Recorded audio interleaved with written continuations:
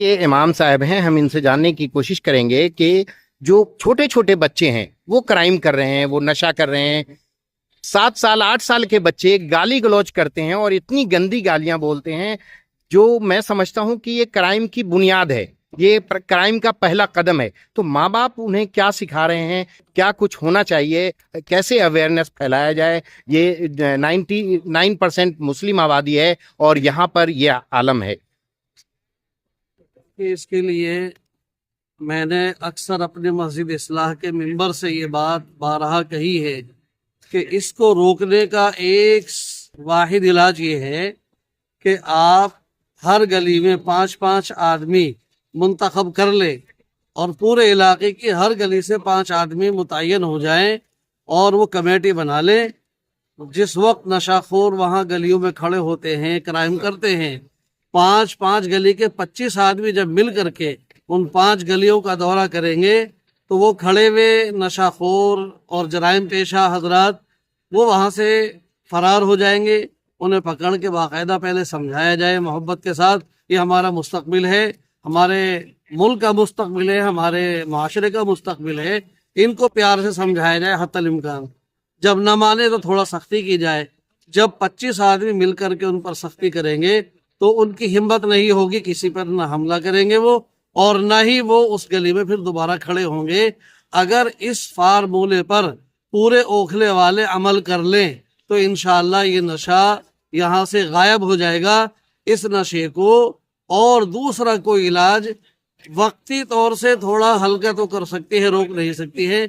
अगर इस फार्मूले पर अमल कर लिया तो इंशाअल्लाह ये बिल्कुल कामयाबी मिल जाएगी। बहुत बहुत शुक्रिया। क्राइम अवेयरनेस प्रोग्राम चलाया गया था और इलाके के जो देखे गए लोग बहुत कम आए। वकील साहब क्या कहेंगे, यहाँ पर जो रिप्रेजेंटेटिव थे बहुत कम लोगों को देखने को मिला और ये चीजें अवेयरनेस कैसे फैलेगी। लोगों के पास अपने आप मोबाइल से चोरी हो जा रही है, इंटरनेट के थ्रू चोरी हो जा रही है। इस बारे में यहाँ पर अवेयरनेस प्रोग्राम था जो बहुत कम लोग आए, लेकिन यह है कि जो लोग भी आए वो। जी सर बताइए क्या कहेंगे। मेरा कहना सिर्फ यही है, अभी जो दिल्ली पुलिस जो काम कर रही है हर वार्डों के अंदर जन सुनवाई का जो एक अभियान चला रखा है हर वार्ड के अंदर। मैंने कल भी देखा था तैमूर नगर में डीसीपी साहब, दोनों एडिशनल डीसीपी साहब और मैन डीसीपी दोनों वहां पर जनता की सुनवाई कर रहे थे। और आज यहाँ पर हमारे जाकिर नगर वार्ड के अंदर एसीपी साहब और जामिया नगर के एचओ और आला अधिकारी सारे मौजूद थे। तो इलाके में हमारे को बढ़ चढ़ के हिस्सा लेना चाहिए।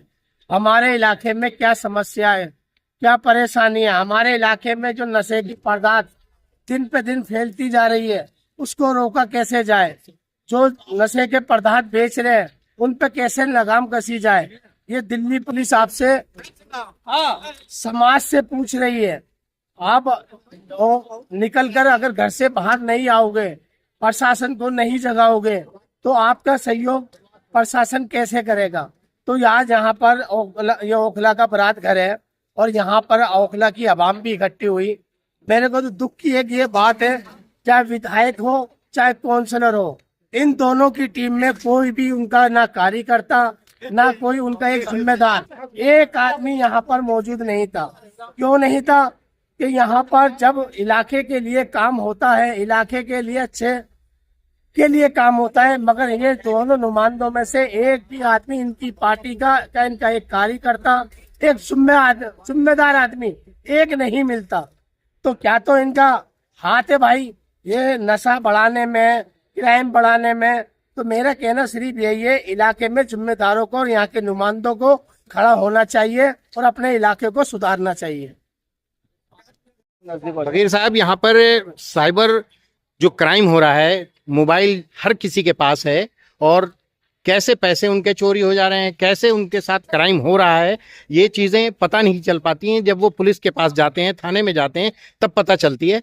इस चीज़ के लिए प्रोग्राम हुआ था। यहाँ पर बहुत कम आबादी थी, लोग जो है 17 लाख 18 लाख यहाँ की आबादी है, लेकिन यहाँ पर मुश्किल से 100 लोग जुड़े थे। क्या कमी रह गई जो लोग नहीं आए? देखिए कि मैं सबसे पहले तो ये कहूँगा कि वो लोग जो ऐसे प्रोग्रामों को मिस कर रहे हैं और छोड़ रहे हैं, आ नहीं रहे हैं, वो अपने लिए बहुत गलत कर रहे हैं। क्योंकि ये घटना, ये इस तरह के हादसे किसी के भी साथ हो सकते हैं। हम इतनी मेहनत कर रहे हैं, आपने देखा कल भी एक प्रोग्राम हुआ था, जगह जगह इस तरह के प्रोग्राम कर रहे हैं लोगों को जागरूक करने के लिए, और जब उनके साथ कोई कांड हो जाता है, ये हादसा हो जाता है, उसके बाद भागते फिरते हैं। मैं कह रहा हूं कि आम पब्लिक को ऐसे प्रोग्रामों में हिस्सा लेना चाहिए और अपने काम छोड़ देना चाहिए। आज हम दोपहर से यहाँ लगे हुए हैं और ज्यादा से ज्यादा लोगों को हम बोल रहे हैं कि आप लोग आइए और ये साइबर क्राइम का जो प्रोग्राम है अवेयरनेस का, इसमें जरूर अटेंड करें और इसको देखें। इसमें कल आज नेट हर आदमी चला रहा है, हर इंसान के पास नेट है, ऐसा ना हो कि कल आप लोगों के साथ ऐसी घटना घट जाए।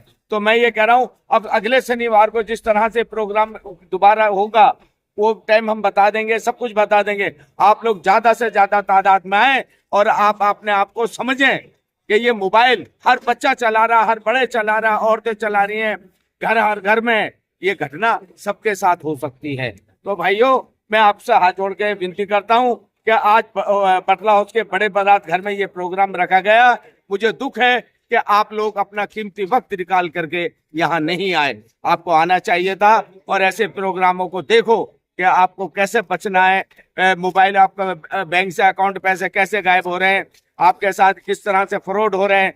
आजकल टोपीबाजी चल रही है, OTP गलत आ रहे हैं। तो इनसे बचने के लिए आप ऐसे ऐसे प्रोग्राम में जरूर आए और इस प्रोग्राम से बहुत बड़ी सीख मिलेगी आप लोगों को। हमारी पूरी टीम हमारे साथ है, तो हम इस तरह से ही कर रहे हैं। कोई नेपाल का रहने वाला है या कोई और किसी भी दूसरे स्टेट का है, आप बिना वेरिफिकेशन के रखा और उसने कोई क्राइम कर दिया, चला गया, वो पकड़ना बड़ा मुश्किल है।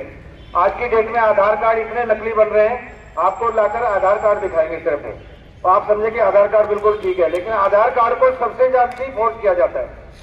आधार कार्ड को आप बैठे बैठे कहीं भी उसको आप अपने मोबाइल से उसको चेंज कर सकते हैं, एड्रेस चेंज कर सकते हैं, फोटो एडिट कर सकते हैं, कुछ भी कर सकते हैं। यानी कि कोई भी डॉक्यूमेंट आज की डेट में इतना आसान नहीं है, फौज बनाना बहुत आसानी से बन जाता है। इसलिए उसका पूरा ब्यौरा ले।